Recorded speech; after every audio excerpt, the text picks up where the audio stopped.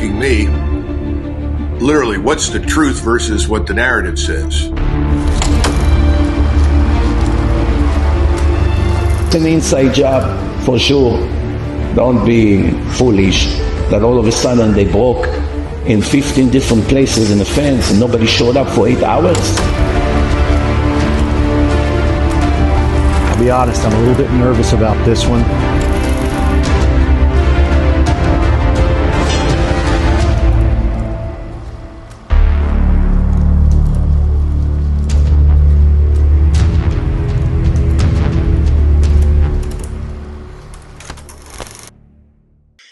Today, I think some of the main themes are going to be talking about the drones, what that actually was. Nick Noe brings some very interesting insight to that, which he should be on any moment. The fires out in California. Many of you guys know about the Tim Kennedy fiasco that's going on within the special forces community. We're going to have some insights there. What Trump is trying to potentially do with what looks like a North American union. Is he just bluffing? Is he saying things to, kind of play the whole 4D chess deal, or is this for real? So we'll go there, and then we may talk some about the Middle East, Israel, Sean Ryan, the CIA. It's all up for grabs. So we'll get into a lot of that here in a minute or so. So thanks for hanging tight. So Nick Noe just joined us. I'm going to add him now.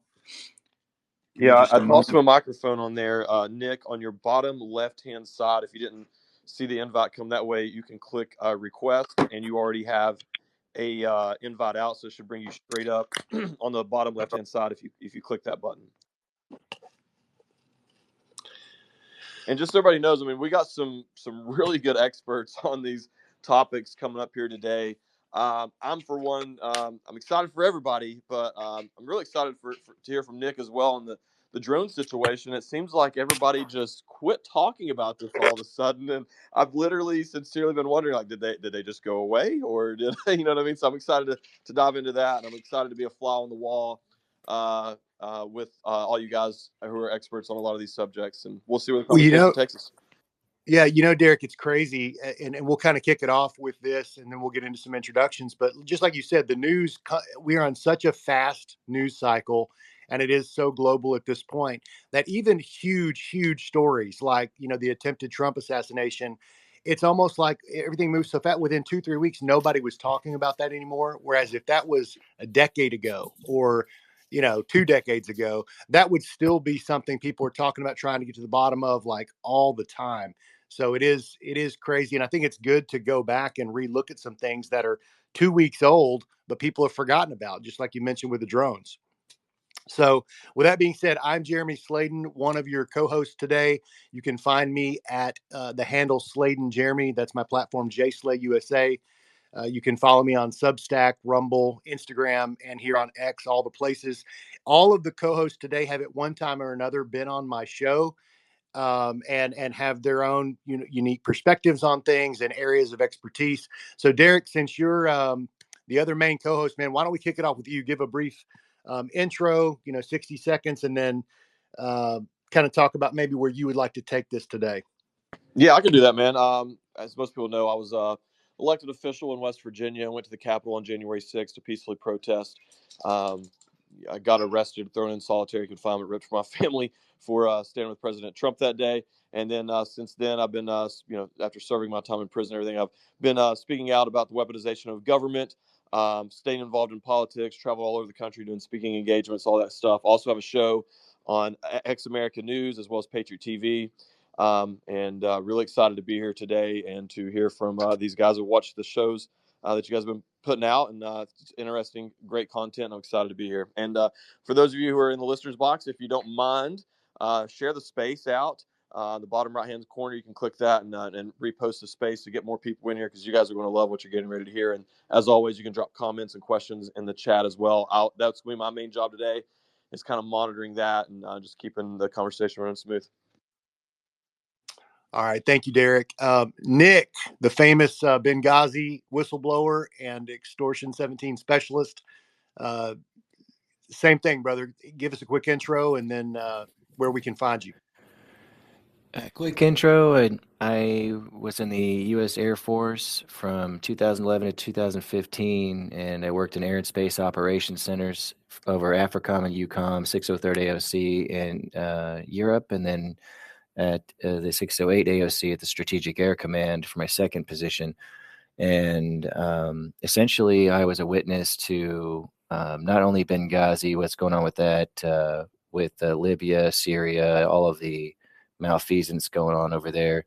And, with Strategic Air Command, I was also privy to seeing what was going on in Ukraine. And what we did to Ukraine is, as a country, is really bad. And I could probably go into that later, but essentially, I've got some insights into what's going on with the drones because I personally was involved with a program that was killed because of Mitch McConnell. He's a traitor.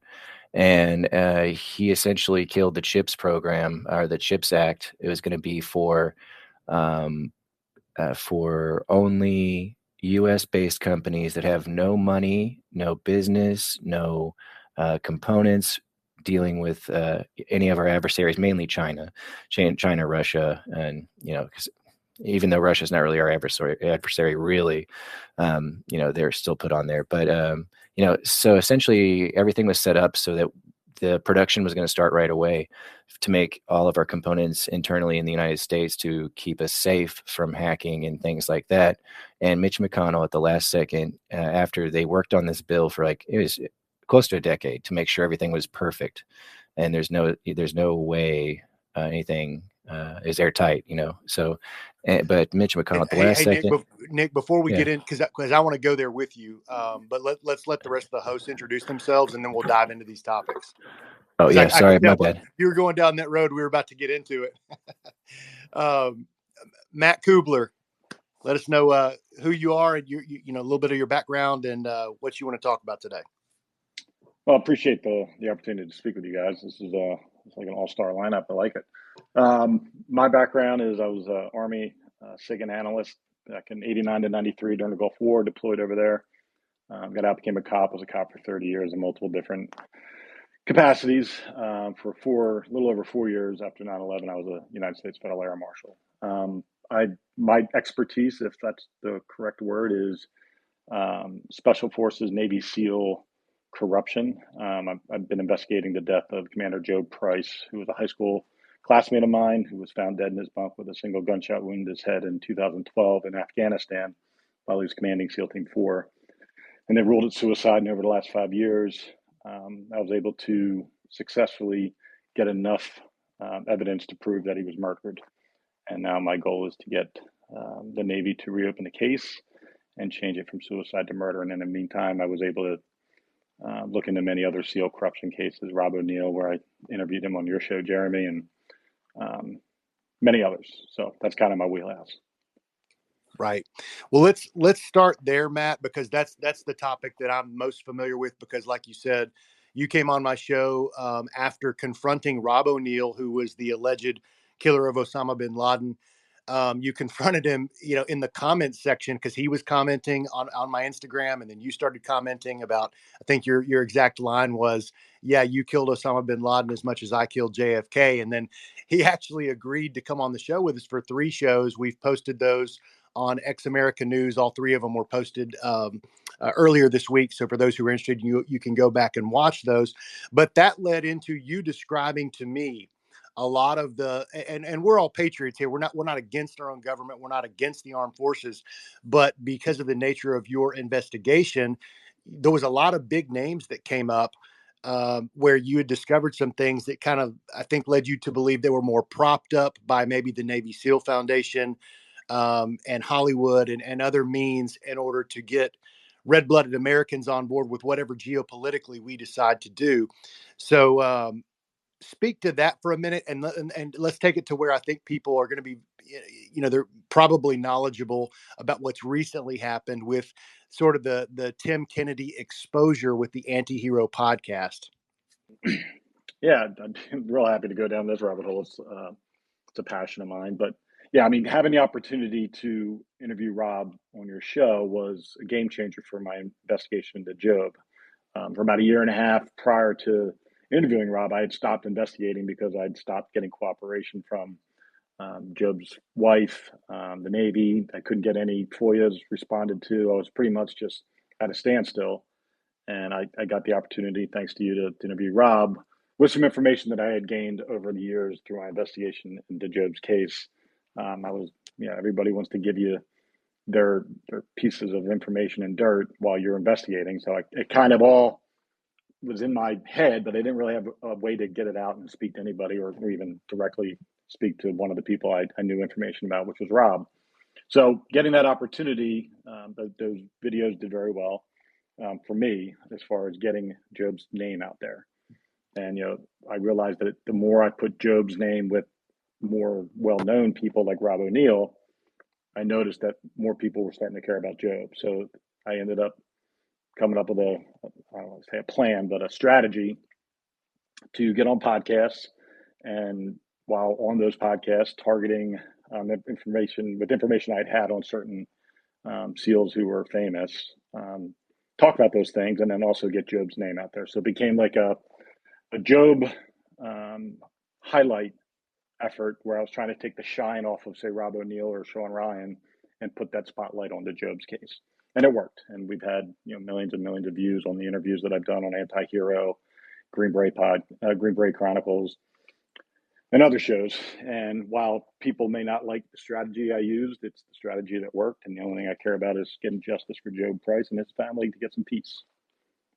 Right. Yeah. And have you made any headway recently on that with the? Well, there's a little bit of an echo. I don't know if that's me. Hold on. Matt, I think you should connect with Kash Patel because he's going to be leading the charge in the investigation into Extortion 17.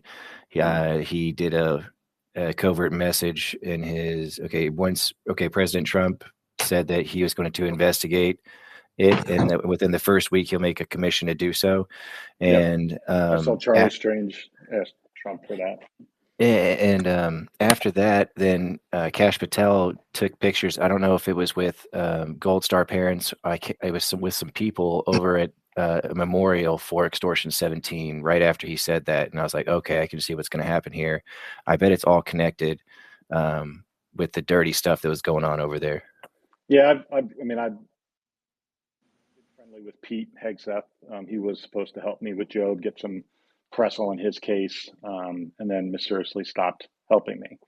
And I now know it's because Rob O'Neill told him not to, which is I kind of expected because I knew that Pete had a relationship with a lot of these SEALs, as a lot of politicians do, because they're famous and they're part of the big machine as far as recruitment for big Navy to get more people and fighting for unjust wars and things like that. So I get that. And so I've reached out to Pete. I told him this is your opportunity if you get confirmed to do something for Job. And I'm hoping that he listens and does the right thing. So we'll see. And at the end of the day, they are all connected. It's just a matter of whether or not you're willing to allow yourself to be disappointed in our country and our government. And that's the hardest part. Is I love the military. I'm a veteran. I love the United States of America. I mean, everything about it runs through my veins.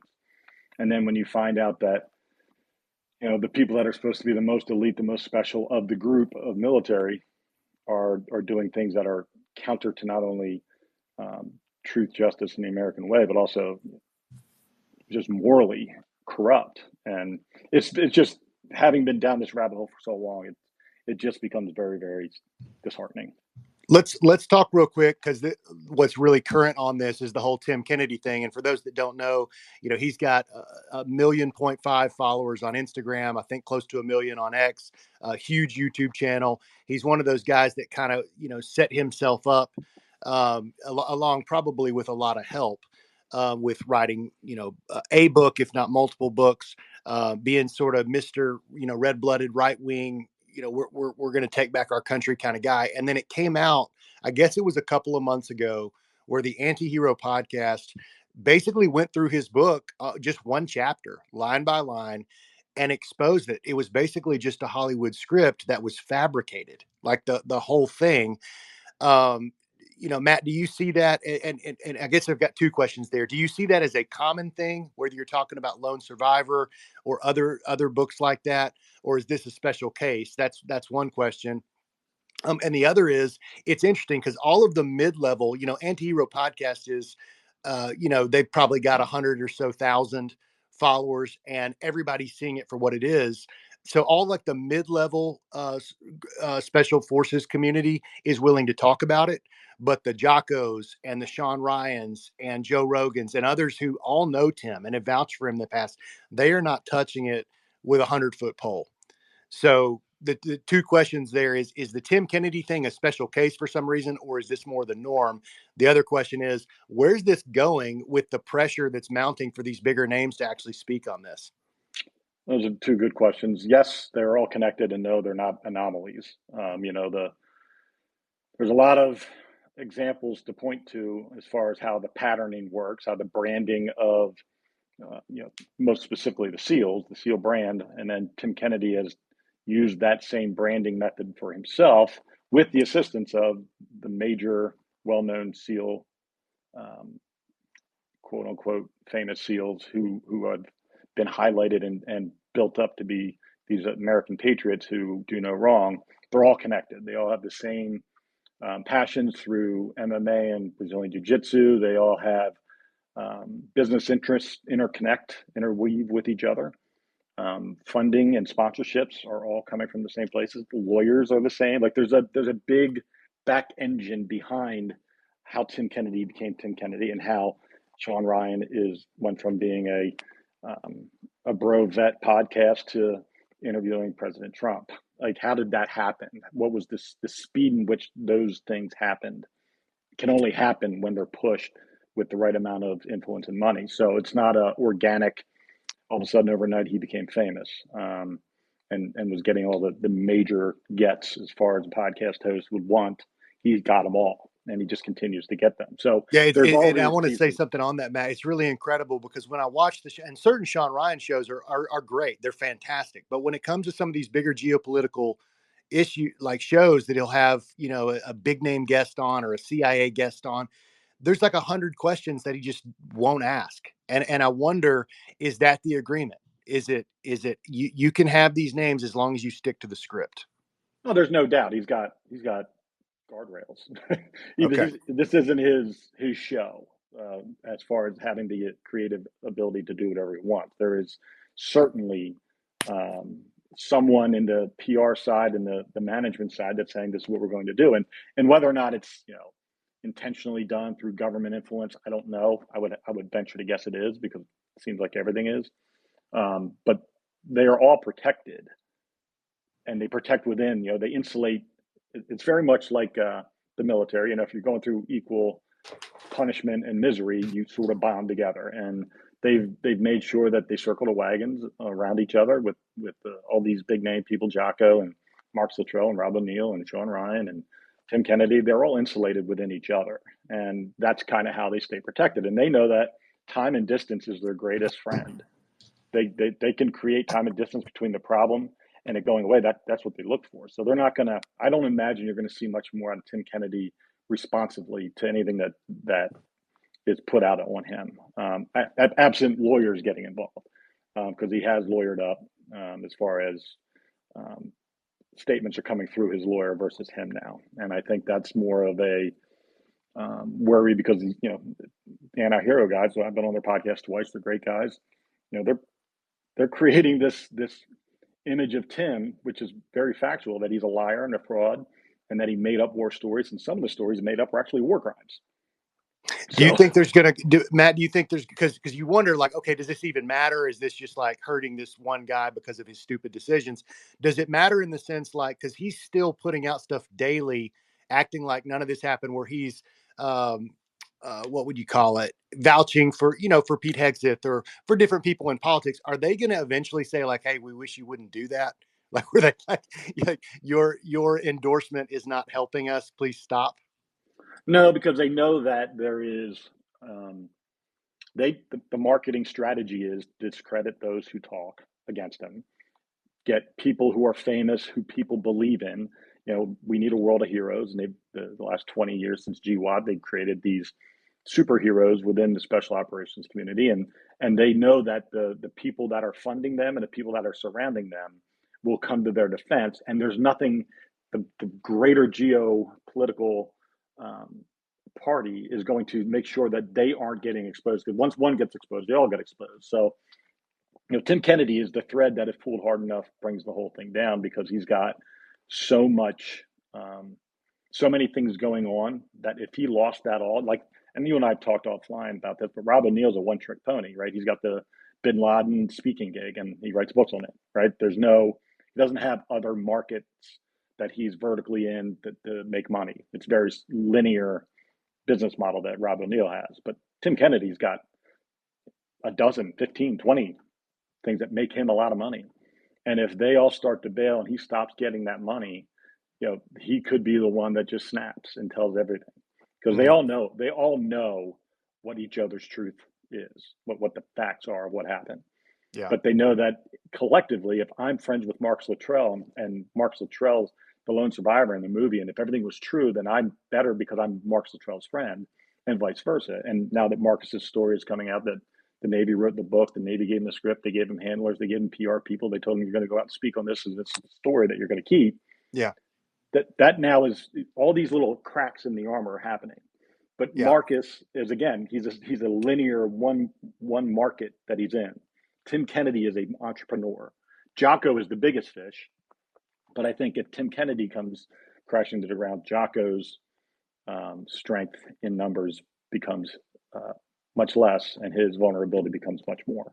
Yeah. greater. And I just want to say this to the audience real quick, because most people on here won't know me, but my heart on, I mean, I remember reading Lone Survivor back in like 2011, 2012, sometime around there, right, you know, shortly after it came out, staying up all night, reading the whole book and just infatuated with it. And then, you know, loving the movie. So all of this hit really hard. And it's one thing for you to say what you just said, Matt.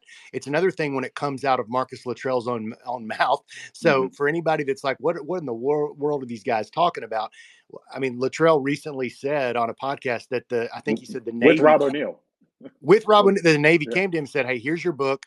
We're going to send you to this place to go get some, acting classes and different things to learn how to talk about it. But that they basically kind of set it up and platformed it all for him. And we don't have to keep going down this road. I just wanted people to understand we're not dogging guys for no reason. We're just going based on things that are verifiable. And I want to quickly put out that this is, you know, I looked at this initially. Obviously, this was all just information I got through investigating Joe Price's murder. But once you look back and you spread it out and you look at the connective tissue between, say, Roberts Ridge in 2002 to, you know, the end of GWOT, essentially, and you connect those dots and you see behind the event, you know, most of these events were failures that they then turned into marketable wins somehow and through Hollywood and Big Navy. But if you look at the business model behind it all, like, how are people benefiting? Why is it so profitable for them? How does the machine work? That's when you see the real connection between all of those things. How they were able to take and hide for 15 years John Chapman, Air Force Combat Controller's heroism in 2002 in Roberts Ridge in Takragar, Afghanistan, till his eventual Medal of Honor, and what they did for 15 years to block that, and then how they tried to actively block his Medal of Honor. And I just found out the other day from John Chapman's sister, the second half of his heroism. If you didn't get a chance to see the video on John Chapman, just Google John Chapman Medal of Honor, and you'll watch an 8 minute and 40 some second video that should make you cry. Yeah, you see, it's incredible. The second half of his heroism, when he was rendered unconscious, supposedly, but then came back to consciousness and started fighting some more. That part is now classified. It was removed from his Medal of Honor citation. That's the only way they were going to give him Medal of Honor citation. If the second half, where they left him on the mountain to die and he fought valiantly and saved everybody's life, they made that become classified so that the world didn't get to know the truth. And if it wasn't for that video, none of this would be known. And the cover up and how they were able to do that, I call that the original sin, is something that they carried through all the way through GWOT. And that's how they were able to make Mark Sottrell, the lone survivor, and Chris Kyle, the American sniper, and all this fame and fortune that's coming from these guys, and Tim Kennedy, the byproduct of that. Except Tim Kennedy literally lied about his service. Like, he stole valor. You know, Rob O'Neill, we said on the show, he said he did 400 combat missions. I'm betting 399 of them, he was a badass guy. But for the one that we were talking about, he's a liar.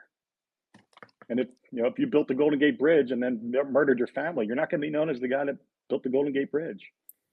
It's just the way it works. Yeah. Well, before we move on from the topic, because I want to hit on some things that everybody's going to know about. Obviously, we got the drones, the fires, and other things. Nick and Derrick, do y'all have anything you want to add? Or I have a question. Yeah. And I told Jay I'm so excited to be here because I know there's some people in the audience who probably are closer into my position of, you guys are a little bit speaking above my head, which is fine. You guys are experts. This is awesome. So just a normie question, I guess. Do you believe? I mean, was Osama bin Laden even killed at this point? I mean, do we know that? I'm sorry if that's a dumb question, but I think there's a lot of people who's always wondered that because of how they did the whole dumping of the body and all that stuff. Do you guys think he was even killed? Well, before you speak to that, Matt, there's two layers here. The one layer, which is more the argument within the special forces community, is not whether Osama bin Laden, whether it was a body double or whether he was killed or when he. It's more an internal disagreement on who shot who. And was Rob O'Neill the guy that actually took the shot, or was he the third guy or whatever?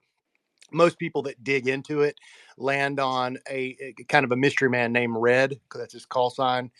And, he's kind of the agreed upon one who's a quiet professional who's never going to speak out on it. So Rob can continue to say what he says. Matt Bissonnette, the other guy who claimed that he shot him, is going to say what he says. So that's one thing. I personally have serious doubts about it actually being. Now, this is me. I'm not speaking for Matt here. After doing a lot of digging on this, I have serious doubts that it was actually Osama bin Laden that was killed that night. And part of the reason for that is what immediately when it was sent up the chain, Derrick, to Matt, you have to remind me of the famous guy that was over all of them that sent all of the stuff to the CIA, where you can't even FOIA request for the photos. You can't get the genetic testing on the blood. They're making it impossible for the American people to have proof that it was actually Osama. What he did, the famous "Make Your Bed" speech. Yes, General McCraven, who's also strangely a huge Biden supporter and can't stand Donald Trump. So that's really interesting. But yeah, it's just the way that went. And Nick, I know you have some interesting insights on this as well, I believe. Let me just answer the question real quick from Derrick on what I believe. Yeah, go ahead. I believe that I don't know the answer, but I do believe that for me to be doing justice for Joe Price, I have to deal with things based on like an investigator's. We have known things. Whether that known thing is the real thing or not is really irrelevant. Whether it was Osama bin Laden or not Osama bin Laden, the question that I was asking and the pathway I was taking was who shot the person in that room that we're all claiming was Osama bin Laden. And that was more of a exercise in getting Rob O'Neill flustered and to get him to change his story, which we did, and to get him caught in some spaces where he didn't expect to be caught in, and then using that as an investigative weapon to get Joe Price the eyes on his case that he never had before and I wasn't able to do on my own. So that's where that was coming from. Do I believe it was? I really don't know, and honestly, I don't care. I honestly don't care if Rob killed bin Laden or not. What I care about is using these things to get Joe Price the eyes that he needs and the attention that he needs, which we did. We have a documentary film being, we don't have it sold yet, but it's all in the creative process now with some really heavy hitters in the documentary film worm. And that all came from that interview with Rob. So he served the purpose that I needed him to serve for my investigation. Nick, you got anything on this?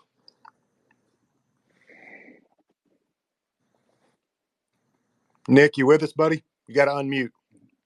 Yes, thank you. Thank you, Matt. I really appreciate you going to those links with, I know it's a different motive, for you doing it, but it was really good that you got O'Neill to finally break his story, because look,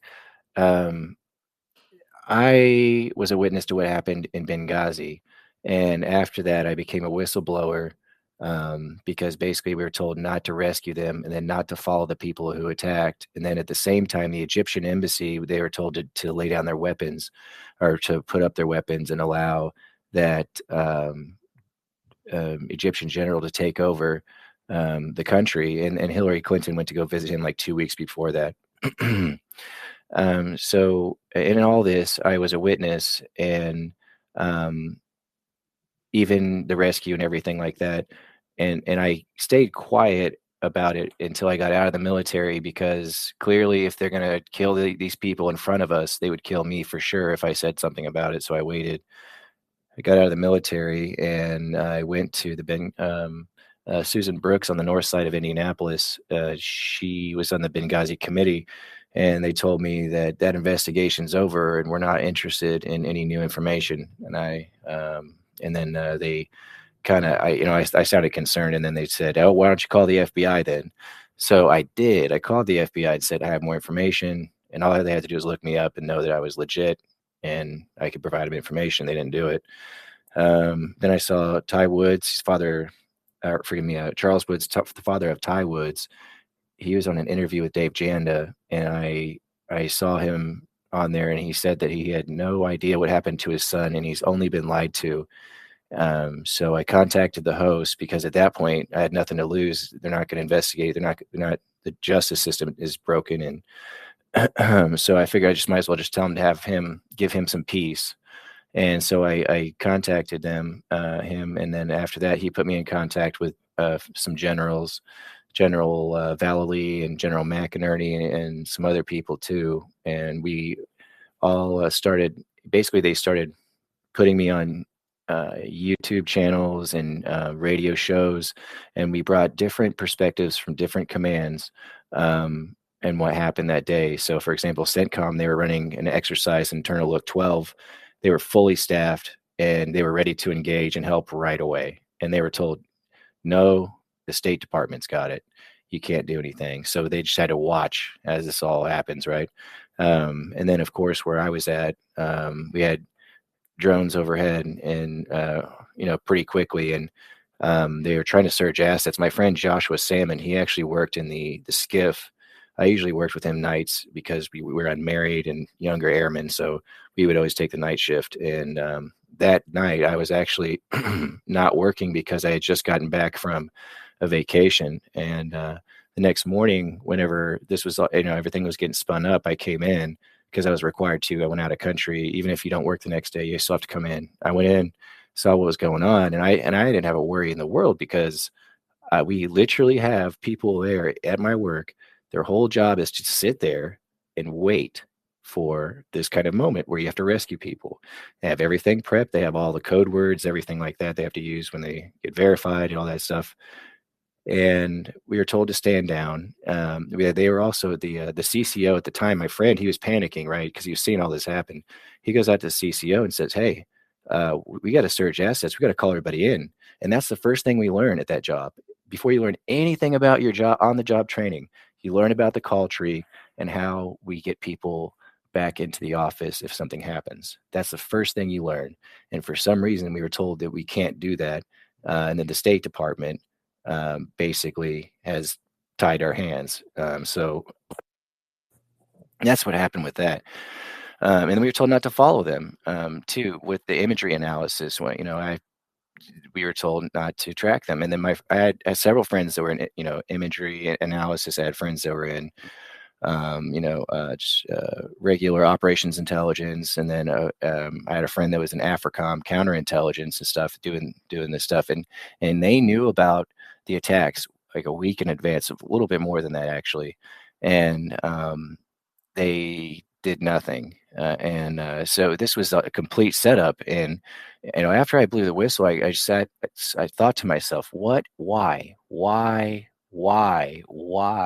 the motivation? It doesn't make sense. None of it did. What, geopolitical? No. What's going on with this? So I continue to investigate and meet new witnesses. And with the help of these generals, put all of this into a long form, basically document for analysis. And one of the people I met along the way, which was the key person, his name is Alan Perot. So Alan, he is a genius, and he is the foremost expert in falcons. He's an ornithologist, and he has Asperger's, and he is not only is he highly intelligent, he's highly organized with everything he does, and he keeps records of everything. So when he goes over to the Middle East, he's there for 20 years, serving as the palace falcon trainer, for the UAE, for the Saudis. He helped them. He helped other, countries as well, but mainly lived with the UAE. And Alan recorded the entire time he was there, which was kind of retrospectively. I mean, if I was him, I wouldn't have done that because at any moment that could end your life. But he did. He recorded everything. And Alan has a treasure trove of, and I'm talking probably one, two. He has like at least 3 towers, and in those towers, and we're talking industrial size terabyte like storage things that you would get if you had a professional company. And he has racks and racks of these. All right. And he also has a bunch of documents too, physical documents that he was able to obtain that prove John Brennan was involved in 9/11. Not only that, John Brennan is a complete moron, based upon what I was told, and how they kind of laugh at him behind his back, and they never took him seriously. They didn't like the guy.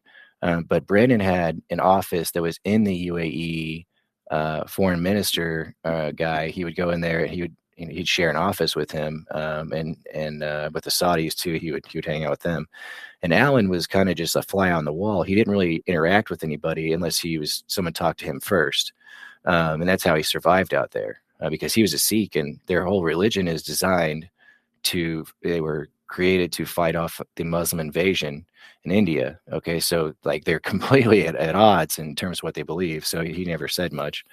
And so Alan, in all of this training the falcons and everything, instead of going to drink cognac and smoke cigars together, they're elite guys. What they do is they go out falcon hunting, and it's a sacred tradition for them. So if you go falcon hunting and you have beef with XYZ, I don't know, your cousin, they kill each other for nothing over there, but all of that stuff is put aside. All the issues are put aside for the falcon hunting because it's a sacred thing for them. So Alan was in the middle of these falcon hunting camps and seeing these terrorists come in and get money from the sheiks and so on. And you know what?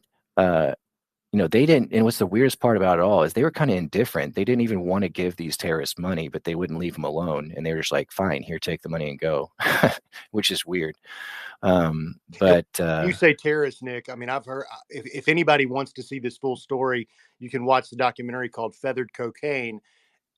But in that film, Alan says, he's like, I would run across Osama bin Laden falcon hunting. I don't know if he said he directly sold him falcons, but didn't he say that he would go back to the Department of Defense or the CIA and tell them, hey, I know where Osama bin Laden is. And this is like in the decade before he was supposedly killed. Yeah, that's right. There's a guy named Bill Richardson that Alan went to prep school with. He ended up being the governor, I think, of Arizona or New Mexico, one of the two. I think it's New Mexico, but that guy was on Epstein's list, by the way. He's a really rotten guy. But Alan, he didn't know this, and I think he still doesn't know, but because I've investigated. But Bill Richardson he contacted him and said, hey, I found him, whatever. And then he did this after he already contacted Rewards for Justice, which is the State Department's program where you can submit your tip and get paid millions of dollars if you find bin Laden or whatever. So he did all that properly and was kind of ignored. So then he calls his buddy from prep school and some other people that he knows, local Senator Olympia Snowe and some other people. I think she might have been Congress. So they start, and he says, hey, look, guys, I found bin Laden. I know where he's at. And they start to come up with a plan to go extract him and do all these things. And then the CIA, Bill Richardson says, hey, the CIA says, we can't do this. He says, leave it alone. Bin Laden's in Iran. And he's like, what are you talking about? Why would we do that? And Allen is persistent and does not give up. So after that, he decided, okay, since our own government is incapable of doing the right thing, what he did was he sent a DVD with all the evidence to Iran, Saudi Arabia, the United States State Department, and some other places. And so they all got these DVDs and evidence at the same time, and they all basically, they had no argument. They couldn't say anything, and he had them pinned down. And so Iran, he engages with them and tells them, hey, look, I know where bin Laden is, and I'd like to help you resolve this difficult situation. And so he got an attorney and made sure that he didn't violate the Logan Act or anything like that. Made sure he's very clear that he was not involved with, representing the United States. And then he went on to say, hey, this is what I see. 6 scenario options. These is the way that you can get out of this situation without starting a war or having any real negative consequences. One of them was to joint coalition custody. Then another one was, where they would just give them to us, and they outright refused that one because they won't allow kafirs or non-believers to punish Muslims because it's haram or forbidden, right?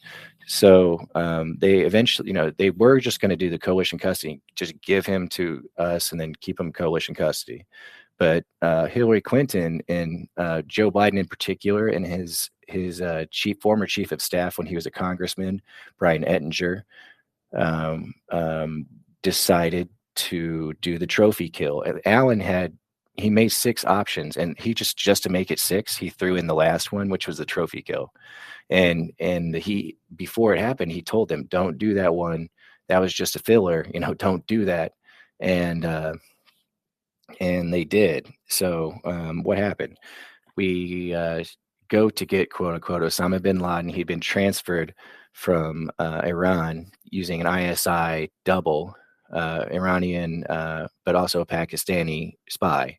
And that guy got bin Laden transferred over there to Pakistan. And that same guy is the same guy that provided the quote unquote DNA sample for bin Laden.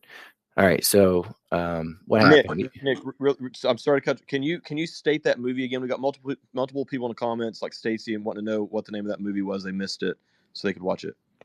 Which film? He's talking about. You're talking about feathered cocaine, and Nick, one thing, because you're giving great information, but at the same time, we advertise this not so much about the bin Laden and all that stuff. Can you answer the original question from Derrick real quick on what do you believe that Osama bin Laden was even at the compound that night of the raid? I think that he was present the day of, and then they pulled him out at the last second. Russia in particular helped transport him back to Iran, and they waited until they went into Pakistani airspace first, and as soon as they violated the airspace, that's when they pulled him out, because there's no going back at that point.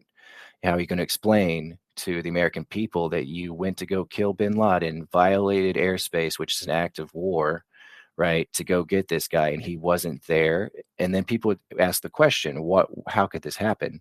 And then they would find out that we always knew where he was. He was in Iran. We put him there. John Brennan personally put him there, took him from Tora Bora, put him in Iran and under house arrest. So to answer your question, I think they killed his son. And I think that because in their culture, when you kill somebody, whether it's on purpose or an accident, there's something called dia, where you provide either cash or you may do an eye for an eye deal. For example, someone from another tribe kills your son, and you get to then kill the person that did it, or you get money. And there's actually like an actual amount of money tied to how much you receive, depending, going back into the 80s, I forget how much it was. I think it was like 80 grand or something like that, but that you're required to pay, even if it's not your fault and they died. Then that's how it works. But so I think they killed bin Laden's son, and that's the reason that Iran asked for the money. They got that money, the blood money, the Dia money. They said, okay, we want money. And so they got the pallets of cash for kickbacks for the politicians. They said, okay, you got us, but we'll give us some kickbacks. So they did. And then with bin Laden, they had to make it even. And the way that they did that was with Extortion 17. Extortion 17 was shot down by a Stinger missile that was from a CIA weapons cache in Qatar. Real quick, And let me say this, Nick. So because this is tying together a few different things, and Extortion 17 was the largest single loss of Special Forces life in military history. Really, I mean, it was a What was it? What kind of chopper was it? It was a Chinook helicopter, basically a flying bus. That's not their normal operating procedure. They have these little bitty helicopters that fly in, and then they take off just as fast as they land, or they go down on the rope. Either way, it's like super fast and quiet. And the reason this is interesting, I think, to this conversation, and I'm just, again, a lot of people won't know, the Extortion 17 being shot down happened only months after the Osama bin Laden raid. So you're talking about this lends credibility to the transaction that you're speaking of, kind of the eye for an eye issue, right? Yeah, absolutely.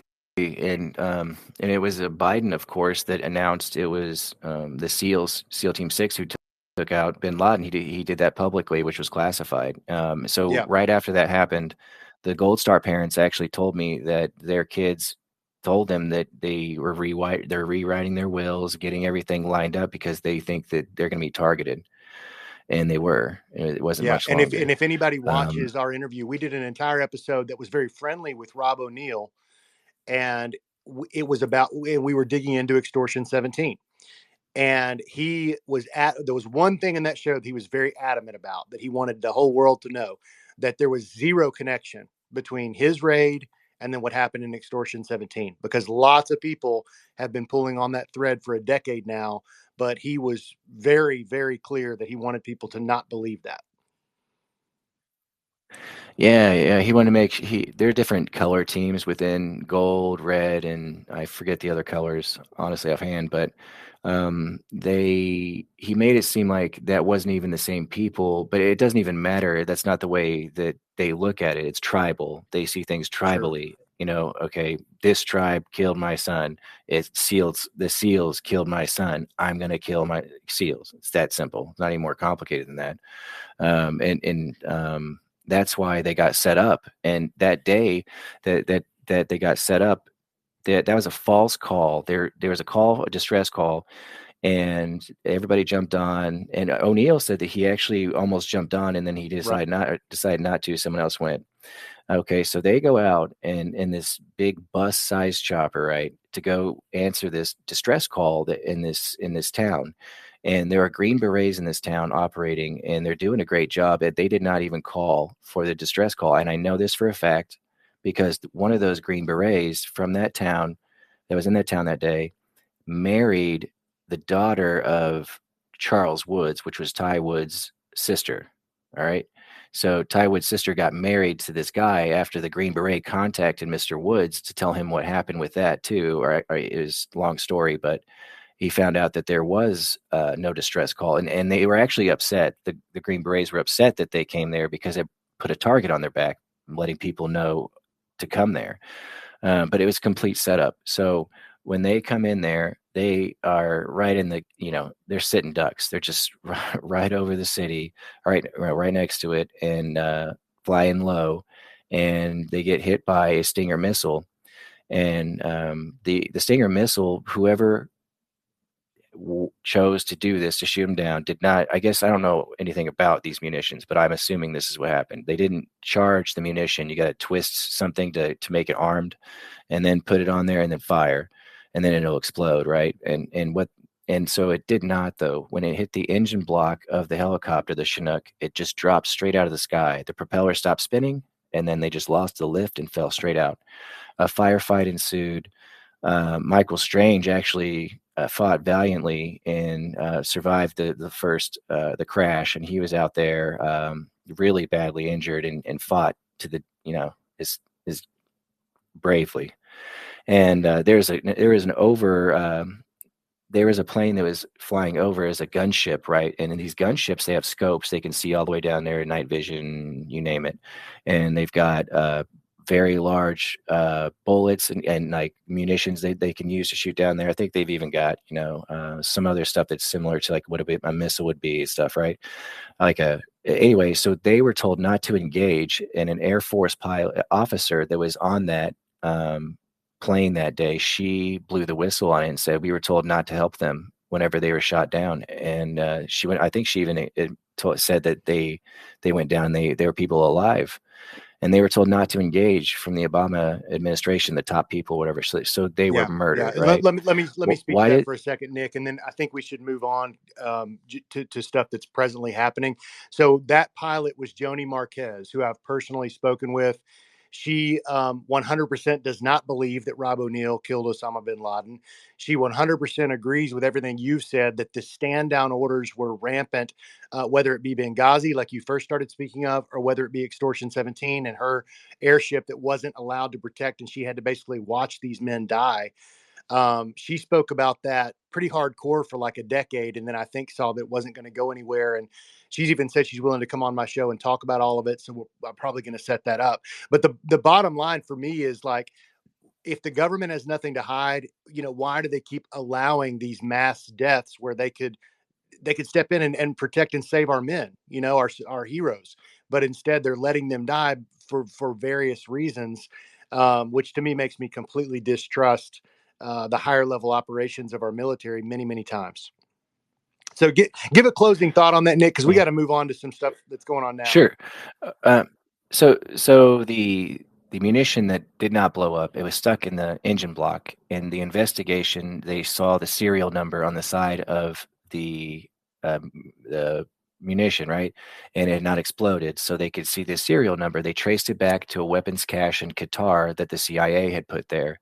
And Hillary Clinton personally took over the CIA's covert weapons program from Mark Turi, literally just called it, like said, you're not doing this anymore, I am. And then she was the one who sold the weapons through Benghazi. That's why she wanted everybody in Benghazi to die, because they knew about the missiles going through from her personally that shot down Extortion 17. So that's that. So Jeremy, do you want to talk about these drones, or what do you want to talk about next? Because I actually have firsthand information on. Yeah, we can. And Jay, really quick, Jay, check your DMs. I sent you a message about something really quick. Sure. Well, in the meantime, Derrick, do you want to add anything or take another direction? I'm checking now. That's fine. I'll go and reset the space. We had a lot of people who've joined here recently. Man, this is awesome information. Hopefully you guys are enjoying this. If you haven't done so, go down to the purple pill at the bottom right-hand side of your screen. Hop in there, repost the space if you can, and leave your comments and stuff in there. I'm going to get back into the comments and on that. And then Matt and Nick, if there's anybody that you guys see in there or whatever and you want to bring up now, just let me know and I can facilitate that.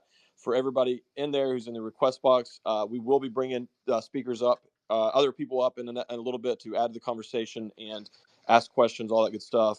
Promise you we'll get you guys up here, and we really appreciate everybody from being here. So, Derrick, I did get your DM, and let's just so we're kind of monitoring how long our conversations go on various topics. Let's look at about 35 more minutes. If we go a little bit longer than that on the Q&A, that's fine. But that way we don't go like too long down any certain road. And yes, I did get the DM, Derrick, and we'll bring him on to talk here in a little bit. Gotcha. Nick, go ahead with, unless I missed something there in conversation, since you have the most expertise on the drones, I assume you're talking about the drones that were over New Jersey off the eastern seaboard. Yeah. I want everybody to look up this important fact that this was all going on, and then suddenly New Jersey restricted the airspace and said nobody could use the airspace for the drones until January 20th. Okay, so January 20th, they'll be able to be used again. So keep that in mind. If they were bad guys, look at it this way. If the bad guys would be able to continue using that, or if adversaries, and they would not follow the FAA or whoever request from New Jersey to put those down. So keep that in mind. So these stopped because the airspace was restricted, and that means they're the U.S. drones. Keep that in mind. Now, these drones actually have been used in other places. They're used to protect critical infrastructure. That's where this whole pilot program started that they have. I know personally the people involved in it, and basically what happened was they tried to go through every route possible to do the right thing the right way through the government's, let's say, channels, and they were stopped at every way. I'm mentioning Mitch McConnell and other things that happened. That's why I brought that all up, when you because say the same they group were stopped, they being the manufacturers of the drones, the operator, what do you mean? Well, basically I'll just tell you, there's a group of people who are highly intelligent, and they work together, and each one of them has kind of an expertise, and they are patriots. And essentially, when the government, let's say they wanted to make a new type of jet or whatever, they would go to these people who no one really knows are major shakers or people connectors, or what I should say, connecting scientists to technology to programs and things like that. There are these people. There's one person, a few people in particular, but one in particular I know that has a photographic memory, and basically once they learn things from programs or whatever, they don't have to have access to all that stuff again. They can remember everything, who does what, who knows what kind of type of technology. So like there are these people that work secretively, I guess covertly, which would be, I guess, technically non-official cover is what you call it, but they work with the agencies. And so basically this group, let's just say they serve the President Trump, and they've been helping him for some time now. That was the last straw whenever Mitch McConnell basically kneecapped them when they were trying to protect the country and the critical infrastructure. This is all by design, as you've seen out in California. We have no redundancy with our energy. We have vulnerable and antiquated software, by the way, running all these things. And we have no way to protect our critical infrastructure. So basically they decided, we're going to do this ourselves.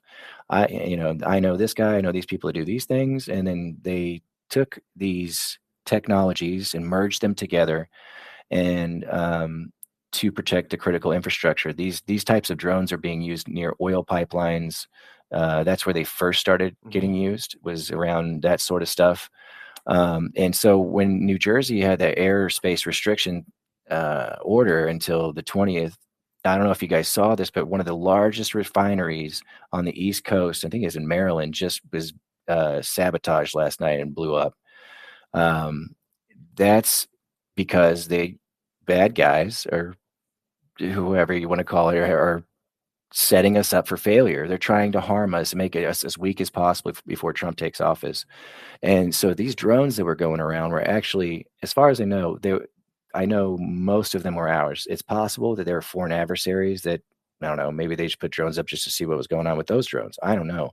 But what I do know is the ones that came out first were ours, and they report directly to President Trump. They don't talk to anybody else. That is over. They don't do that. They talk to him. They work for him. That's it.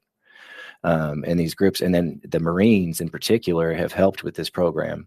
I don't want to go too far into it, but there are separate internet systems, and the Navy and Marines use a completely separate intranet and internet for their stuff. And that's the reason that they were used for these programs. And that's why no one knows anything about it, because it's only the people that are involved in the program and the president. Well, I got a question for you, Nick. So when you say, on the one hand, Trump knows all about this stuff, I think I kind of gathered that. I may be mistaken. But then when I read his Truth Social post, which is from, back when this was going on a couple weeks ago, he said he believes, Trump said on Truth Social, "I believe the government knows more than it's saying. Let the public know, and now, otherwise, shoot them down." That's what he posted. Yes. And that was a dare. It's like, hey, why don't you go ahead and tell the people why you don't know what's going on. Why don't you go ahead and tell them? Why don't you tell them? Because they're his group. It's his people, and that's why he was daring them to try and say something about it, because then he was going to smear them. Like, he just rubbed their faces in the dirt after that, as soon as they said something, and that's when they restricted the airspace after that. They're like, oh, what do we do? And then they just restricted the airspace. And there's so many news stories. This was one that I was kind of keen on early on, and then other things happened. So, like a lot of people, I just stopped paying attention. What happened for the drones to actually go away? Like, what stopped that whole thing? as far as I know, it was just the airspace restriction that New Jersey put out. They're like, you can't do So that obviously, anymore. it was And an then they just Iranian stopped. mothership that was shooting out these drones. No, that was insane. No. I actually know the people who helped make this program happen, because they were just so fed up. They had it. They're not working with anybody else. It's over. They're done with the intel agencies, except for one of them that everybody knows and loves. Outside of that, and then they report So directly to the what would president. your That's takeaway it. be? Because there's a lot you said there, and I'm kind of. What would your biggest takeaway for this group be? Like, what do we need to be thinking about when we think about what happened with drones 2 weeks ago? Just in a very simple way. I don't know for sure, because I didn't ask. I didn't need to know. So, but I assume that they were looking for nuclear materials and other things like that. And don't forget that they can map out with cell phone signals and stuff like that. They can collect all of these things simultaneously at the same time. When this was going on, when these drones were flying, there was an aircraft that's got a longer nose, all I'm going to say about it, and it collects signals flying around at the same time, that works for an agency. And so what I believe is happening. What kind of signals is it collecting? Like cell phone signals? Like what kind of signals is it collecting? Yes, any and all digital signals, even the ones that are encrypted, that some people think they might not know about, but they can pull signals out of white noise. Okay, so like there's no escape. So what I think is really going on is that they were looking for something, and I think that whatever it was, they found it and mitigated it. Otherwise, it probably would have pressed on. You'd be seeing more about it. But it's also a show of force in a way too. If you think about it from their perspective, the good guys, it's like, look what we've got here. Whatever you got planned, whatever you think you're going to do in the next few weeks, it's not going to happen, because not only are they going to find you, they're going to have collected every digital like signal that you were putting out, like planning XYZ or doing XYZ. And not to mention, don't forget, there are a bunch of people that came across the border that we didn't want. That could be, there's 50,000 Chinese men all at one time in the fall of one of the years that Biden was in office. So like there are so many people here. And I think that those drones, when they fly around, they can actually map out where everybody's geolocated and find things that are difficult to find. And they're to protect the critical infrastructure mainly. And that's one of the reasons I'm upset when I see yesterday that one of the largest refineries we have for our oil gets blown up in Maryland on the East Coast. It's because they shut down the airspace. All right, this would have never happened. It's disheartening, but at the same time, it's like, man, these people have to be held accountable. And I'm just kind of rambling at this point, but one thing that is clear is you're saying there's definitely factions within the intelligence community. We've known that for a while. And Derrick, this leads to a tweet that you made earlier today that kind of took off and got a lot of people looking at it. I can't find it at the moment. It has to do with the change of intelligence and a kind of a mandate that Trump put out. Yeah, let me get the exact tweet, because I don't want to mess anything up. Because I know what it says, but I don't want to miss. I took that very specifically when I tweeted it, and I don't want to misspeak in some way. So give me like 30 seconds. Sure. While we wait, Matt, you got any insight on any of this, or just listening? I'm listening. I obviously don't know squat about drones, but I am always what is the catalyst and why things are happening. The only thing I would initially was thinking is that there's our government. If we learn anything from them, they're just as lazy as the Navy SEALs are, and as far as their patterns, they will keep doing the same thing until someone stops them from doing the same thing. So to me, it felt like there was a conditioning component to it, where they were getting people to look at something and then ultimately make it become like white noise, where they're not paying attention anymore. Yeah. That it just felt that way to me. And again, that's just and that makes sense, to introduce something that's initially scary to a lot of people, where they see, because there's just tons and tons of those, especially nighttime videos of these well lit drones up in the sky, and even a couple of them crashed, but like nobody got hurt as far as I know. Nothing actually happened. And so you start introducing that oh, this is normal. This is something that's normal. Don't pay attention. That definitely could be an aspect of that.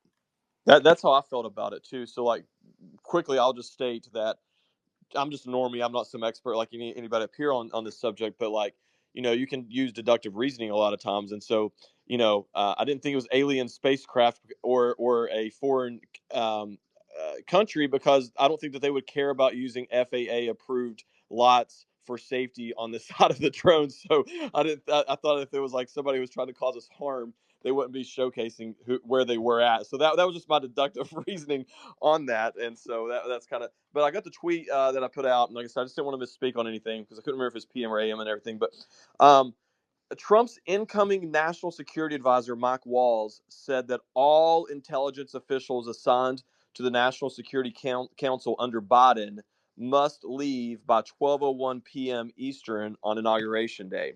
And so if they hold true to that, I think that would be pretty interesting to clean house that quickly and to that extent. Let me ask this, and Nick, you may know this, or Matt, or who knows, somebody else in the comments may know. Is that typical or atypical? Because you wrote, this is huge. Yeah, it sounds huge. But that's a great point. Yeah, because a lot of times, cabinets change. People come in and clean house because they want their own people. But with we see intelligence at this point as the deep state, kind of the unelected officials. But it sounds like they do have the ability to say you got to get out of here by Inauguration Day, 12:01. Was it? Yes, each president gets to choose their National Security Council. I believe they all get to choose it. Usually they would do a blend. It doesn't really matter about politics or whatever, but clearly whoever would choose to be on the national security team for Biden is going to be corrupt. It's very clear to me. So, yeah, who do you think? Last time around, Nick, it was, I think Trump appointed Mike Pompeo to be director of the CIA, if I'm not mistaken. Now that may not have been for his full term. Is he floating him again? Because I don't see that as a good thing. Their conflict, I believe, is just Fugazi. It's kabuki theater. I say this because I'm pretty confident that Mike Pompeo did not, in fact, try to kill Julian Assange, and that he actually tried to extract him. I have some reasons to think that perhaps we did get him at a certain time, and then the rest was a psychological operation up until this point. I have reason, but I won't talk about that publicly. Well, probably I want to talk to you about that, because I have pretty massive distrust for Pompeo. But so I'd like to hear your side of that when we get some time. Let's move on. And Derrick, did you have something else that you were going to mention, or should we? Nope, I'm good. I'm really enjoying this. As a fascinating conversation. All right. Well, I've not talked to Derrick, Nick, or Matt about the fires that much yet, but obviously it's the biggest national news story right now. I kind of just I was thinking, like, last night I really need to read up on this to get caught up, but I just chose to spend some time with family instead. Do any of you guys have some insights or thoughts on what's going on over there now? Well, I'll jump in. Yeah, Matt.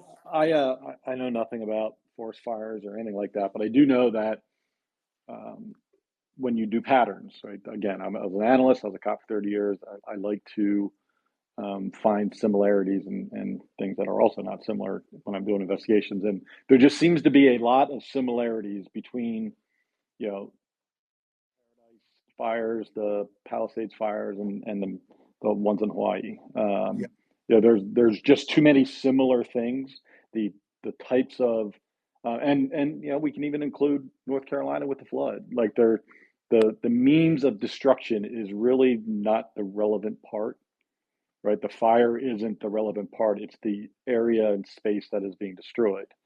And, there's North Carolina, how is it that we're basically paying for the entire government of Ukraine and their economy, but we have people that are living in tents in North Carolina and they're being evicted from houses that are being built for them by the Amish? Like, how is that? How do we live in a country that does that? And why is it that way? And so those are the things that I look at. I'm not, not from a conspiracy theory perspective, and it could be direct energy weapons lighting these fires, and I don't know. I don't have enough knowledge of that.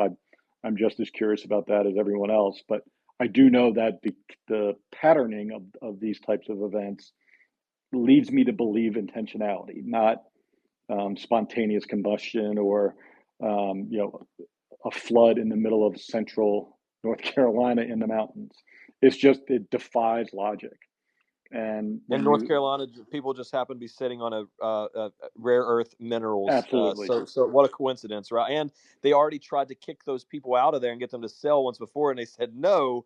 And then all this happens, and so it's just I don't believe in coincidences. And let's not forget the smart city plan for 2030. The World Economic Forum or whoever created that smart city concept is there's going to have to be a removal of the plethora of land and ownership in certain parts of our country. So in order to enact that, if that's the thing that they're really trying to do. And again, I don't know, but I do know that the patterns scream intentionality. It's interesting too. I don't know how many people in the audience saw the new Twisters movie.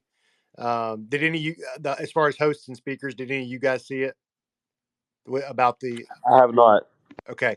What basically is a story of a corrupt government agency, kind of a public-private partnership with this company that they've gotten to where they're, at this point, they're able to track the tornado so well that before it comes in, you've got this agency that claims to be warning people about the tornadoes. But what they're actually doing is getting people to sign off on they're giving them, kind of bargain budget deals on their house and their land to say, hey, it's all going to be destroyed. We're helping you get out of here.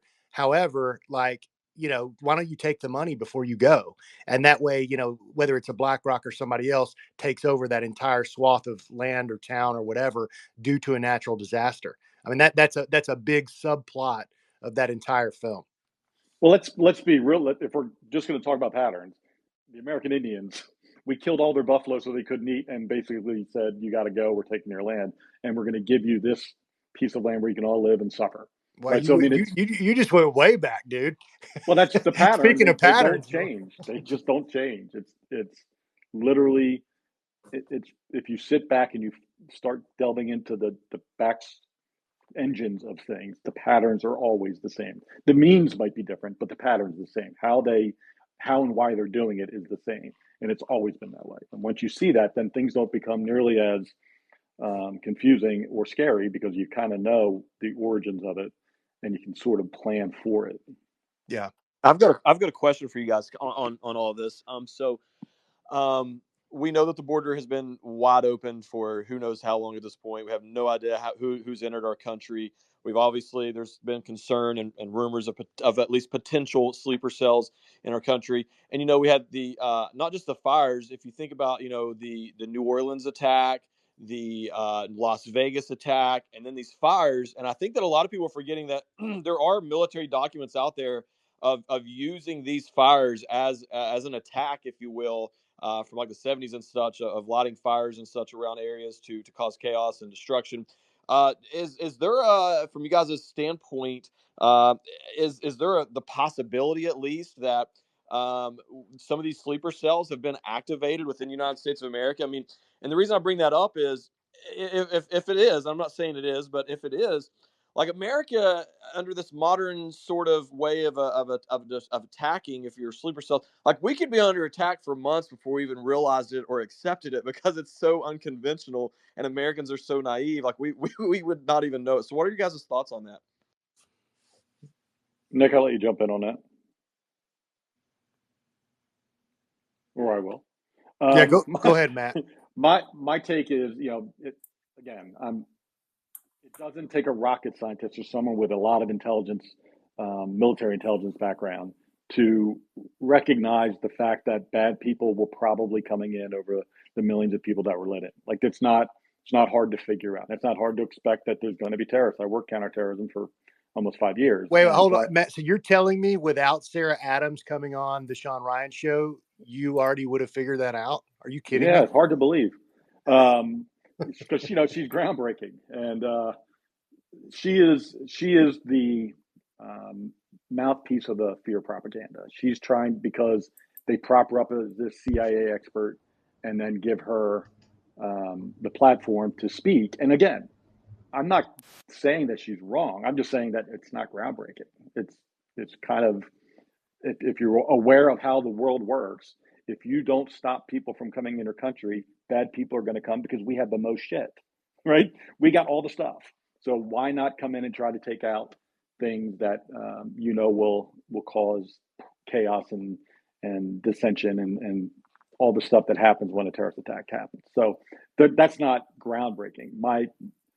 Who and what are doing what, there is probably, if we all believe in our conspiracy theorist minds that our deep state government is trying to destroy the republic, the constitutional republic of America, and turn it into something else, I argue that a lot of the things that we claim are terrorist, meaning foreign adversaries are coming in and doing terror, a lot of it is coordinated through those deep state people who are trying to destroy the republic. So I don't think it's all isolated that happen on individual planned basis outside of the destruction of our republic. I think there is a coordinated component to this, and an allowance of this. That's right.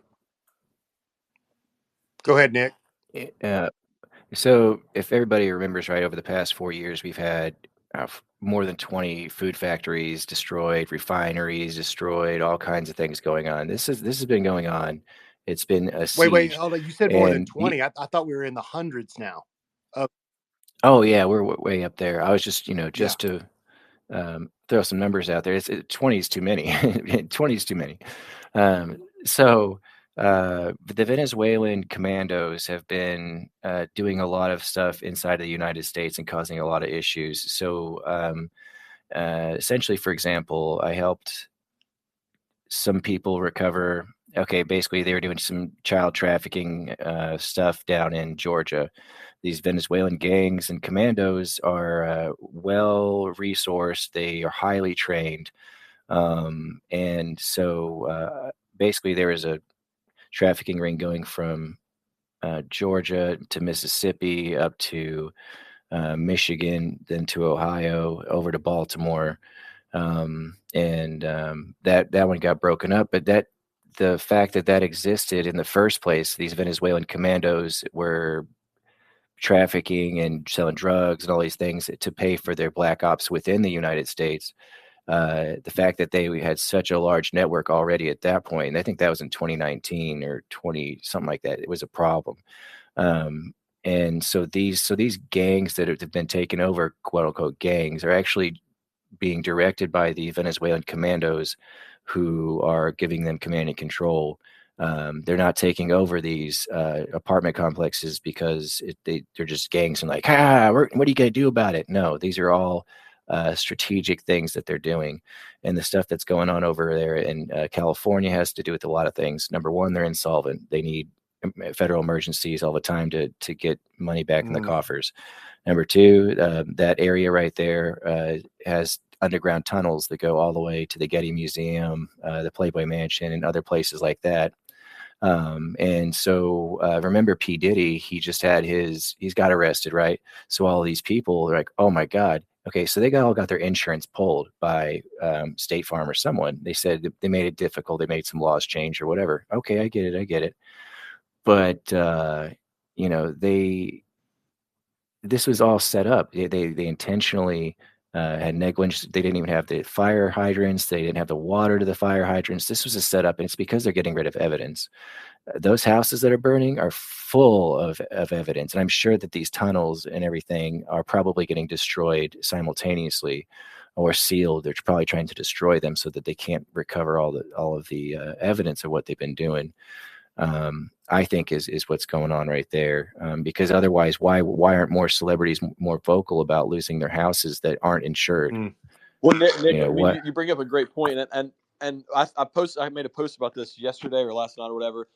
And so for the people in the audience, I know it sounds kind of crazy when you think about that at first, but then if you think about it, like I believe 100% there's a massive celebrity pedophile ring in that area. And if there was, and it was close to being uncovered, you better believe they would burn the entire world down if they had to prevent that from being uncovered. And then one other really interesting thing, I just posted about this a little bit ago during the space, actually, because I knew this was coming up.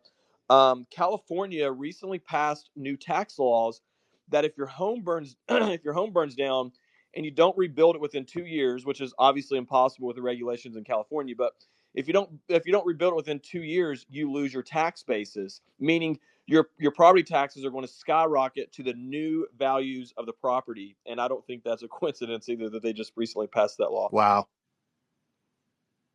Yeah, absolutely. That's got to be more than coincidence.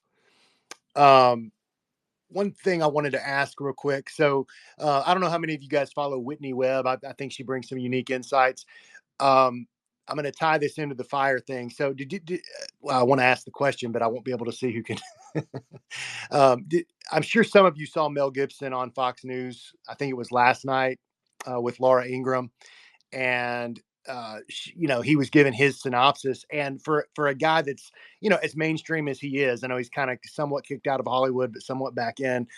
He basically said, hey, you got to look at this for real, and is our government doing this to self-sabotage? And he didn't just mean the California government; he went more of a deep state level, and you could tell even Laura Ingraham kind of got wide-eyed, like didn't know quite what to say to that. But it's becoming mainstream to question the powers that be. And Whitney Webb wrote this, and I'd like to hear the other speakers kind of speak to it. If the powers that be know that people have stopped trusting them, which is now openly telegraphed, they will begin manufacturing heroes and rebranding old ones while also retooling their sales pitches for their policies to fit the interests and views of the demographic that has been creating the most resistance to those policies. The op is in full swing. Don't be fooled. Pay attention to the policy and the promoted solutions, not to rhetoric, and it will be much easier to sift through the BS. So that kind of ties into the entire conversation, even going back to the stuff with, the Navy SEAL branding, or, say the Sean Ryan show being a rebranded version of old school neocon talking points. What do you think about that, Matt, in terms of looking out for if the powers that be feel that they have lost the trust of the people, they're going to get really creative on how to rebrand themselves, and we need to be aware. Like Zuckerberg, he's gone through a complete rebrand. I mean, he's got an afro, for Christ's sake. Yeah, he's got an afro, he's got a gold chain, and now he's a free speech guy. He's a baller. Here's what I believe. I believe that our government is struggling right now to. Wait, we lost you there, Matt. Say that again. Our government's struggling to maintain its power over its people. And when mainstream media, when Trump started the fake news campaign and all of the things that finally became very, very clear to us as people were waking up post-COVID with the vaccine injuries and all the stuff that happened with COVID, people started to wake up and they started to pull away from mainstream media. Even Fox News is probably a fraction of what it was at its height. Most people are getting their news and information from alternative sources, mostly through podcasts. And I believe that our government is using, they're not dumb. They're going to, like you said, rebrand and find a new way to reach the masses in a way that they believe they can then regain control. And that's going to be by meeting us where we are, right? We're currently in the Sean Ryan space. We're in the Joe Rogan space. We're in, and you're going to see an emergence. And Joe Rogan is probably a useful person for people to go, like Jocko and those guys that are part of the corruption within the SEALs. But Joe is so rich, so insulated because he's untouchable almost that he's not going to be part of the op. But guys like Sean Ryan, who are becoming more popular and are being quickly ramped up, I believe are. And I believe Sean Ryan has been told that we're going to build you up to the Joe Rogan-like numbers, and you're going to be the useful idiot that we use to put out our fear propaganda or whatever other propaganda they try to use to get us, the people that were awakened during the 2020 on, actually probably from 2016 on, events, the simultaneous destruction of our constitutional republic. And we're like, holy shit, our country's going to hell. I think they're meeting us where we are. And I don't think that it's mistaken that you're going to start seeing more attention given to the alternative sources of news versus the mainstream news media. Because that the whole Mel Gibson thing is a derivative of the Joe Rogan interview he did, which I watched the whole thing. It was fascinating. I hope everybody watches that. But he went into ivermectin. He went into all kinds of stuff. The Catholic Church having a fake pope. Like he went deep on Rogan, and I think Rogan it's just a gut feeling that he is more like us and is probably not someone that can be bought off by the government because it's past the point where he was capable of being bought. So I think that's still going to be a safe place for us to find some information from people. Like at Wesley Huff, I watched the Christian Scholar, brilliant. Things that I didn't know, and I'm learning more. And those are things that they're not propaganda. That's just factual stuff, and experts are coming out. So I think you're going to see Sean Ryan with a lot of unvetted people coming out. Sarah Adams, that he's just saying is an expert. That the people, because of his fan base now, believe is an expert, and that's how these things are going to start getting pushed forward. And part of my mission is to make sure that Sean Ryan doesn't get away with it without a fight. And he's already blocked me, which is such a childish thing to do. He can't handle some nobody challenging him, but I'm challenging him with facts, which most people don't know about, and that's kind of where he got scared and blocked me, just like Rob did. So that's my thoughts on that. To me, and I don't want to shit on Sean Ryan. I mean, if I were to meet him, I'd be cordial, and I'd want to hear from him I'd want to hear about his career trajectory, how it's taken off, because he's in the same space I am, except over the last 2 years, he went from being, fairly well known within the special forces community, that, his Vigilance Elite, I think it was called, podcast, and then it rebranded. And then all of a sudden, 2 years later, he's interviewing Donald Trump and Tucker Carlson and all that stuff. But the big thing for me is when he's bringing on his guests and they bring up these points that are really iffy, or have an obvious question that needs to be asked, it's almost like either a redirect or it's just like a damn, no shit. Instead of like, no, Sarah Adams, like, explain that deeper when you say that anybody that questions the Building 7 falling into its own footprint on 9/11 without being hit by a plane, that they're somehow useful to Al Qaeda and they're helping the Taliban. Like I would stop her there and ask that question rather than, yeah, damn, like, so that to me is kind of a red flag. Go ahead. Go ahead. Sorry. I think, just to add to that, you think about, and I call it the repentant sinner card. So everybody is now a follower of Jesus Christ. And if they are, I'm so thankful that they found him. But it seems very coincidental, just like these fires and floods and everything else, that all of these people who have such a difficult past to grasp, like Sean Ryan being an international drug dealer, which is what started mine and his issues, is that when he came out and said he was setting up drug operations in multiple South and Central American countries, that he's saying he wasn't an international drug dealer. I'm like, dude, that's literally the definition of international, multiple countries. But now he's come out on that, and people think that it's so brave of him to come out and admit that he's now the Jesus Christ following former drug dealer who is just trying to do the world justice by putting out truth and facts. And people just assume because he came clean that he's now a truth teller. And that's the play that a lot of these guys are using to get trust, because people don't want to not believe someone found Jesus. People want to believe in second chances. So I think that's how he's being portrayed intentionally through his PR people, and that there are others that are following the same suit. And I could name a bunch that are from the, we talk about football or sports with coaching, the trees of how people become coaches after they were assistant coaches under a pretty big coach like Andy Reid, maybe. There's going to be the Sean Ryan tree where people are coming out and becoming famous in their own right through the Sean Ryan tree. And you're looking at Sarah Adams, you're looking at Chad Robichaux, you're looking at a bunch of people that are now starting to grow underneath the Sean Ryan umbrella. And I think that influence is intentional. And I don't think it's simply because Sean Ryan can say no shit and no way and man to every bro vet story that he hears. I think it's intentional. So that's my 2 cents. Hey, and before we start bringing people up here in a minute, Jay, I wanted to get you guys' thoughts on the fact that, and I don't know if a lot of people even are aware of this, that the U.S. government, the taxpayers, are funding the Taliban to the point of $40 million per week. And Congressman Tim Burchett in Tennessee actually put forth a bill. It actually passed the House last year, and Chuck Schumer refused to run it in the Senate.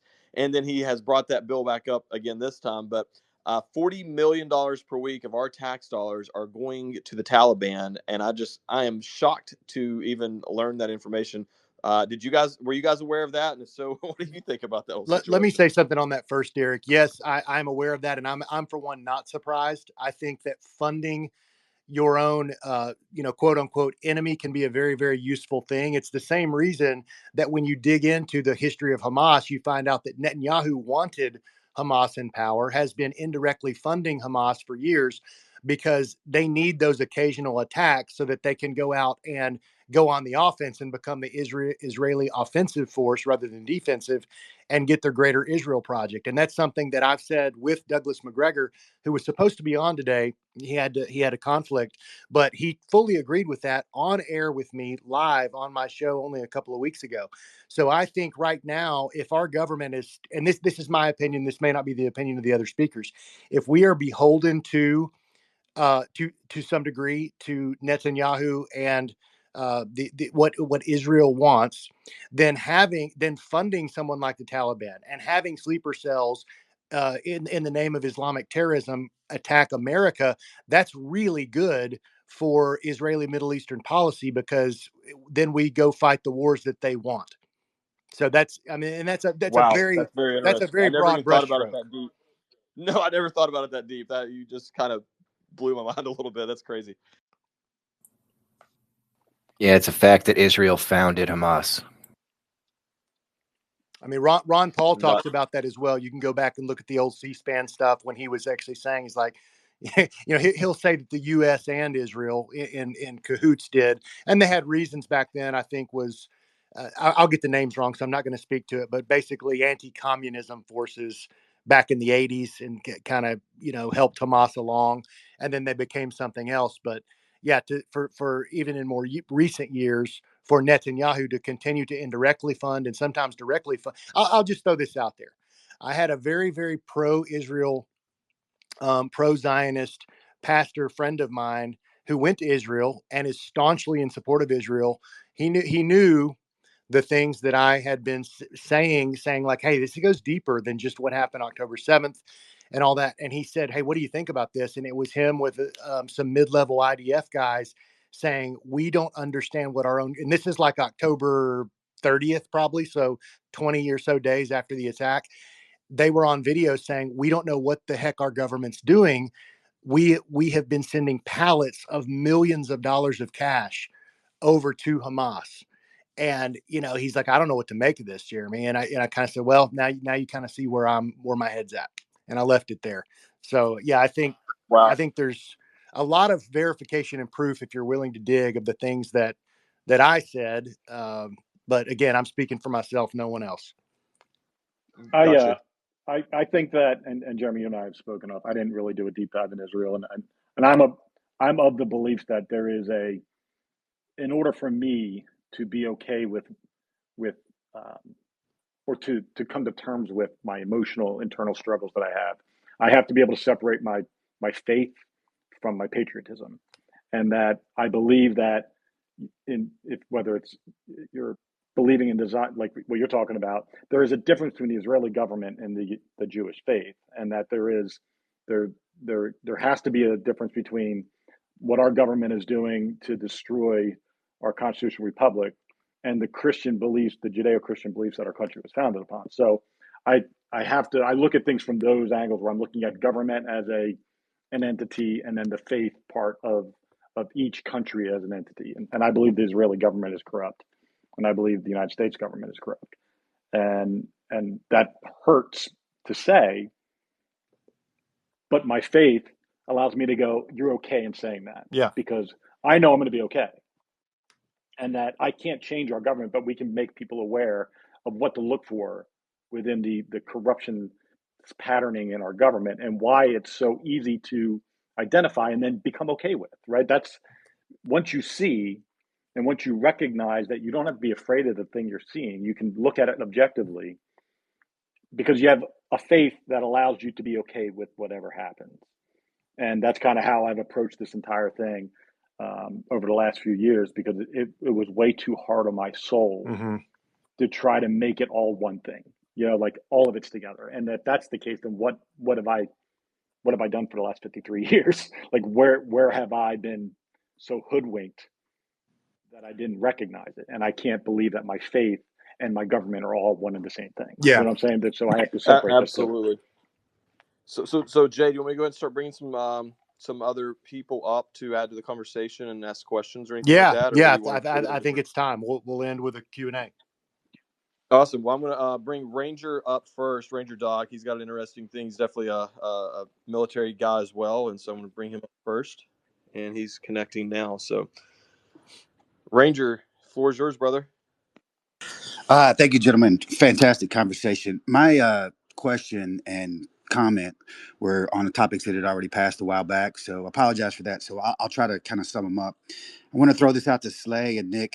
You guys have been in this kind of space for a while.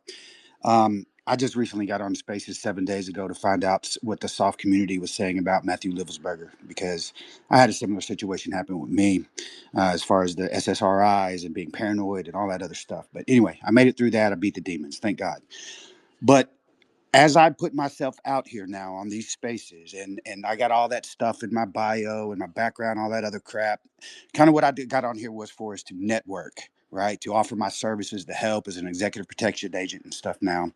But what I'm running into is, as I get more stuff out there, is I want to be careful. You guys have already been through it. I'm just starting on the journey to help out and to say things. So I'm wondering how should I step when it comes to OPSEC and saying things about my experiences. I was Stan McChrystal's medic. I was the task force senior medic for 626 in Jalalabad and in Mosul as well. So, I was right there with all these guys that are out there that are on these shows and everything like that. I don't mean to be macabre, but as Doc, I got to stick my finger up these dudes' butts and hear about their Dear John letters and crap. So just how should I go about that? And just real quickly, the story, Derrick, sir, in 2005, when I landed in Jalalabad and walked into the talk, I looked at all the big screens on there. This goes back to bin Laden, but I saw that compound, and this is in 2005 now. And I walked up to our S2 and I said, "Hey man, what is that?" He goes, "Oh, that's where UBL's at." And I go, "Get out of here, man. That's not true." And he goes, "Yeah, it is." And I was like, "Well, let's go freaking get his ass." And he goes, "Pick up that phone and call." And it was the red phone. And I said, "Who's on the other end?" And he said, "Rumsfeld." And I was like, "Oh, okay, I get it now." But anyway, that's what I had. Thank you guys, gentlemen. Rangers, lead the way. Well, Nick, why don't you? I've got a 10,000-foot answer, but you're more involved with the military side of things. And I think what he's saying there is he's putting out some stuff that could be dangerous for his own person. So what's some advice on how to go about doing that? Because you've been in that situation yourself. Yeah, I try to do all the right channels, and then basically what I found out is that going public was the best thing I could do, because what if a handful of people know about what I know, and one of them turns out to be a bad guy, then I'm toast. They kill people for less. I mean, look at the guy that was the Pizzagate shooter guy that shot the hard drive allegedly. Hey Nick, I'm sorry to interrupt, man. It's not about my safety. It's about the community, right? Like, I've been a quiet professional for 10 years and kept my mouth shut, and then I don't do social media. I did Facebook, to swap pictures with family members. But like, as far as the community is concerned, because I'll be honest, transparent, I got RFS from battalion. I screwed up. I was dumb. Okay. But I got back in. I paid my dues. But as far as that, you know what I'm saying? Like everybody's going in on Tim and everything. I mean, I get it. He deserves it. I'm not in any of the stolen valor stuff, but how should I navigate that minefield? Well, I just be upright and honest. I mean, that's the best thing. If you, I've got like a PR degree, advertising public relations bachelor's degree from like way long ago. But when it comes to stuff like that, if there's something negative about your story, you definitely want to make sure about you or whatever it is that will come up. You have to be the first one to talk about it. Don't shy away from that. Just be honest and upfront about it. And then people can get past that as long as you're honest. Yes, sir. Absolutely. That's the plan. I will say, I think from my perspective, and I know this is not answering your question, Ranger, because you just spoke to that. But in terms of people that have some truth to tell, that could be dangerous. And I don't necessarily just mean physically, but in any capacity where the government might put you on a list. My friend, the FBI whistleblower Stephen friend, gave me because he was exposing Christopher Wray, director of the FBI. I mean, his stuff was big. And I asked him that question on my show. I said, man, I'm putting out some stuff that's kind of dangerous and I'm having you on it, et cetera. He's like, man, once people know that you know something, if you're quiet about it, you're actually more exposed, because then if they do come after you and get you, very few people know the secrets you held and they could blame it on anything. But he said, when you get loud and when you continually speak from a platform, lots of people's eyes are on you. Lots of people know what the government's motive would be to come after you. So you really can't stop. So either don't tell anybody ever or get loud about it and stay loud. Well, I fear God. My reputation with Jesus is all I care about. So, hey, thank you for the words, Yes, sir. sir. What's next? Awesome. I'm going to bring it. You can stay up here, Ranger, in case you want to, chime in again here in a little bit. Appreciate your service to our country, man. I'm going to bring up Mimi next. I don't know anything about this person or the account, but they requested to speak, and so we're going to give it a shot and see what happens. But I just want everybody to know I'm going to be very strict here. If you come up here and start rambling about stuff that's off topic or trolling, we're going to remove you pretty quick. Mimi, go ahead. Hi, my mic was off. I just have a quick question. Sean Ryan, regarding him. I've kind of gotten the same feeling when I listen. I've been listening lately. Can you guys speak to who are the best people to listen to? The most. I always listen to Tucker. I feel like he's got he discusses a lot of world stage things with his interviewees. Anybody have any good info on that? Yield back. Bye. I think your best bet is to have a shotgun approach to your information sourcing. Try to listen to as many different platforms as possible. Rogan, Tucker, even InfoWars. But Jeremy, anybody that you know that has been producing content that interests you, but then you can discern between different reporting, because there are people that report on the same thing and report different information. So I just go shotgun. That's my approach to everything, and I use my gut to decide whether or not I find them trustworthy or not. That's kind of my go-to method. And I'll say this: there's different levels of circles of gatekeeping. So your mainstream, your CNNs, MSNBC, the legacy media, including Fox News, they may be the first to break a story sometimes, or at least to break it in a broad way because of the resources they have, and they can, fly anybody anywhere on the planet within 24 hours. But that's that first layer. Then you get into the next layer, which is going to be like your Daily Wires and your Blaze, and where they're going to tell you a little bit more truth. They're going to go a little bit deeper, but there's still a lot of subjects that they are wanting to,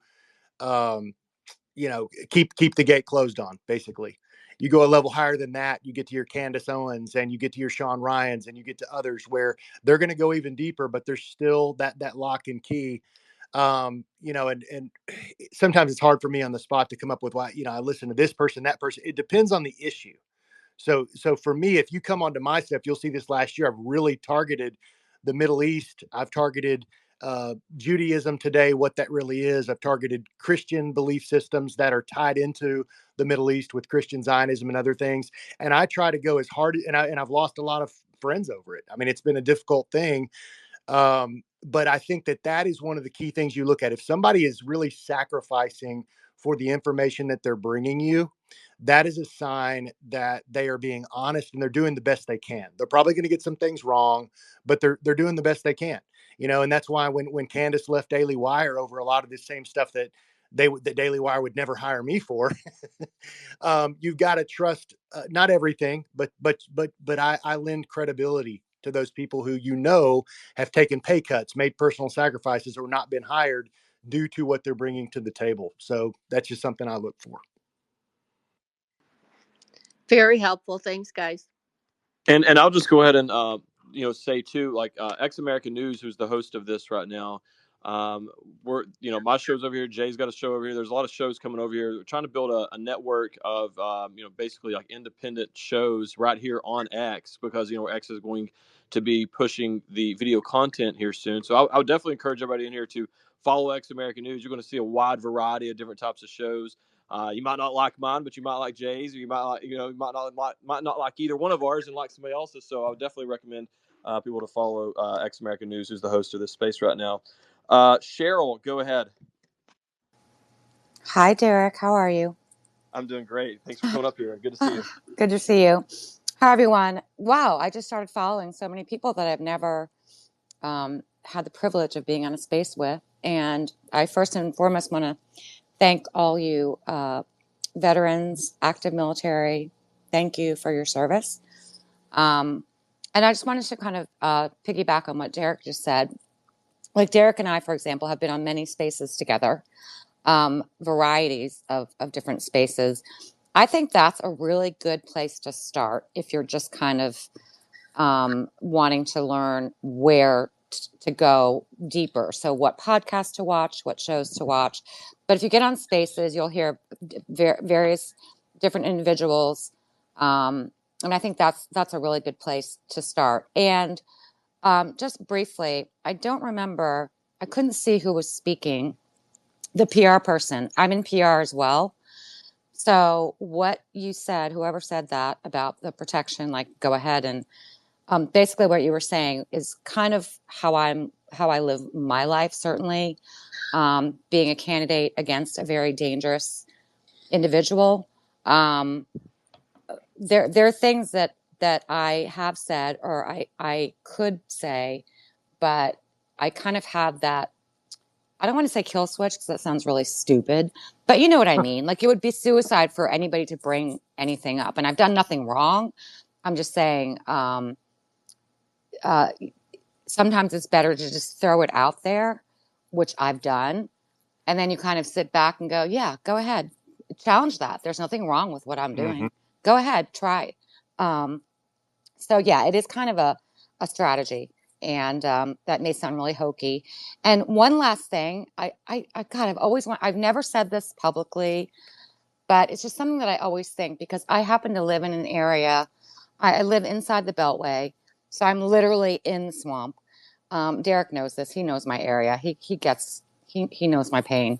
But it really upsets, like I want to end the, and I understand the broader picture, but I want to stop with the, we have to work, we have to stop anti-Semitism. We have to stop the transphobic or, violence against trans people.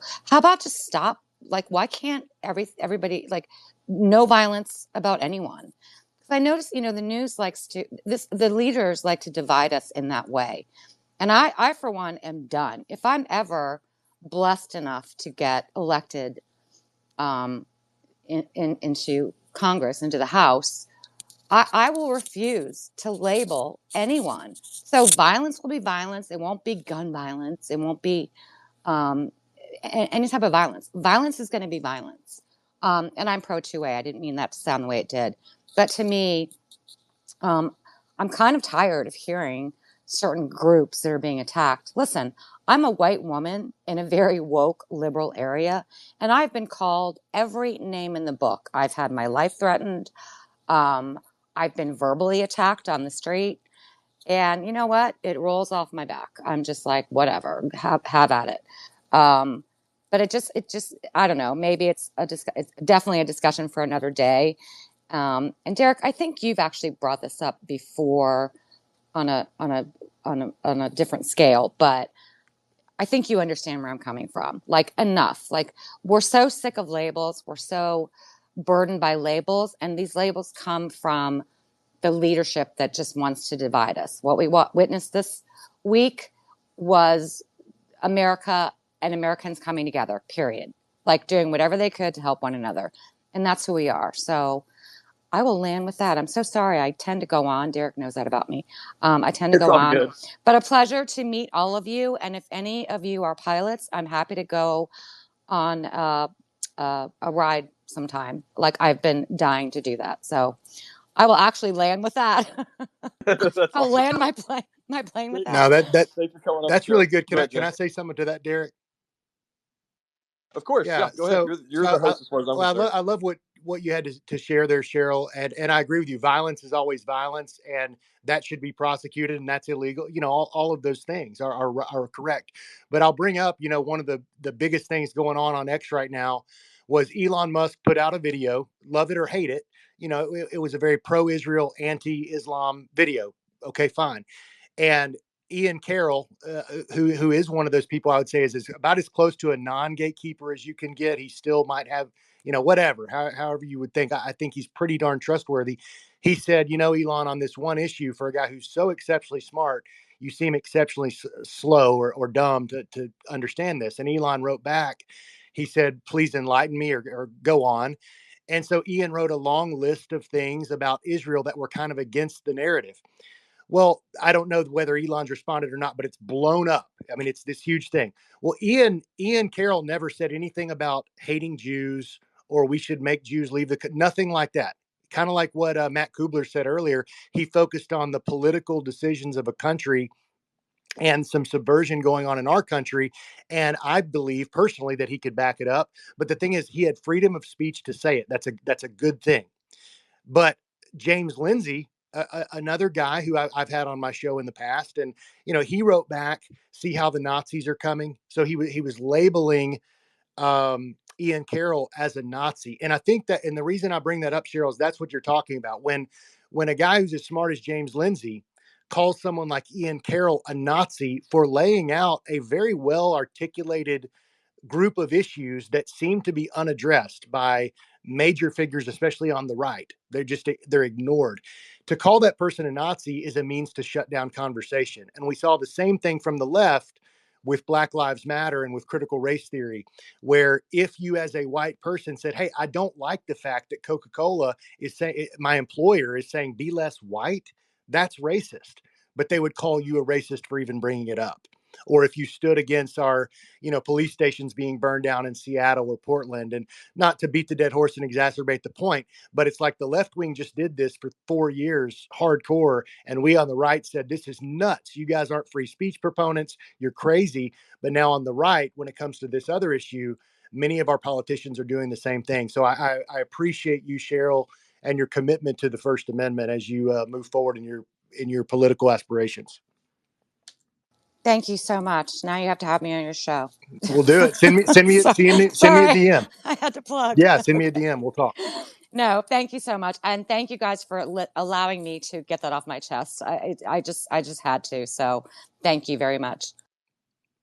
And Derrick, I've Awesome. got 5 minutes, and I've got two little boys outside in the snow that want to play, and I've been making them hold off. So I got 5 minutes. No worries. We'll go to Leo the Lion now.